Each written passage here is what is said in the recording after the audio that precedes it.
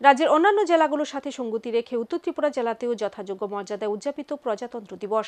জেলার মূল অনুষ্ঠানটি হয় ধর্মনগর বিবিআই মাঠে। সেখানে আয়োজিত জেলাভিত্তিক অনুষ্ঠানে প্রধান অতিথি হিসেবে উপস্থিত ছিলেন স্থানীয় বিধায়ক তথা বিধানসভার অধ্যক্ষ বিশ্ববন্ধু সেন। অনুষ্ঠানে জাতীয় পতাকা উত্তোলন করে বিভিন্ন বাহিনীর জওয়ানদের অভিবাদন গ্রহণ করে কুচকাওয়াজ পরিদর্শন করেন প্রধান অতিথি। রবিবার ২৬শে জানুয়ারি প্রজাতন্ত্র দিবস।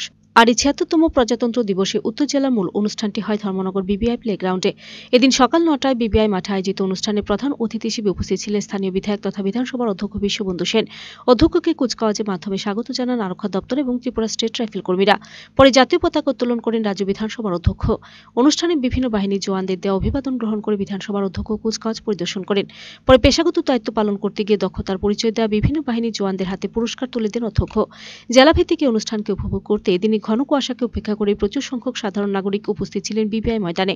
প্রজাতন্ত্র দিবস উপলক্ষে এদিন জেলাবাসীর উদ্দেশ্যে বক্তব্য রাখতে গিয়ে অধ্যক্ষ বিশ্ববন্ধু সেন রাজ্য ও কেন্দ্রীয় সরকারের উন্নয়নমূলক কাজের পরিকল্পনা এবং বিভিন্ন উন্নয়নমূলক কাজের খতিয়ান তুলে ধরেন।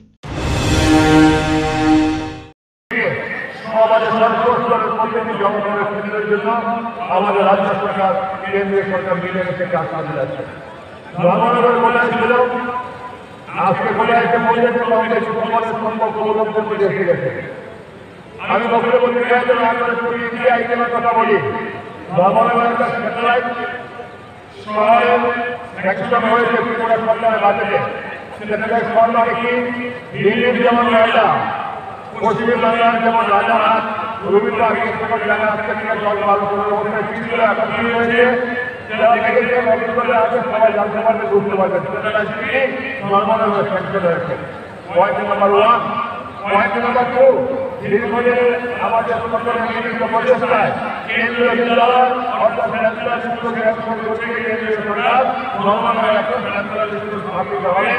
অর্ডার হয়ে গিয়েছে, মেনে দিয়ে এটা ক্লাস শুরু হবে। তৃতীয়ত ক্যান্সার হসপিটালের নাম আপনারা শুনেছেন। আগামী ২৮ তারিখ অর্থাৎ পরশুদিন ঢাকার ক্যান্সার হসপিটালের কর্তৃপক্ষ এসে আমাদের সঙ্গে একটা বহু কাজ করতে হবে। সরকারের সাথে আলাদা করে মনের একটা জায়গা দেওয়া হবে ঢাকার ক্যান্সার হসপিটালকে, যার ডাক্তার ভালো বিখ্যাত রোগী ডাক্তার নেয় ওরা দেখতে এই ক্যান্সার হসপিটালের ভবনের স্থাপিত হবে। রাজ্য সরকার বছরে ১ টাকা আমাদের ভিত্তিতে তার জায়গা স্যাংশন করবে। আগে বছরে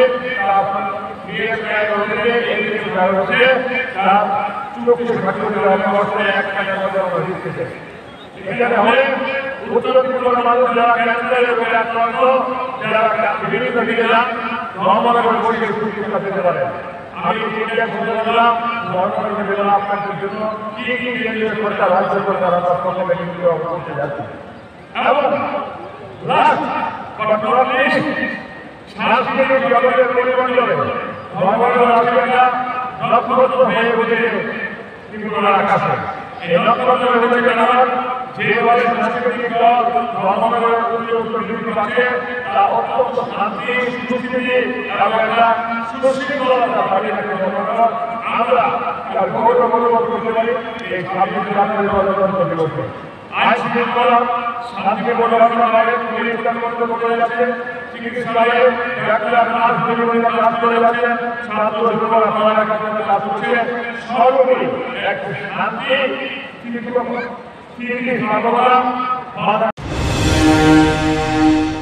bureau report, search India TNN।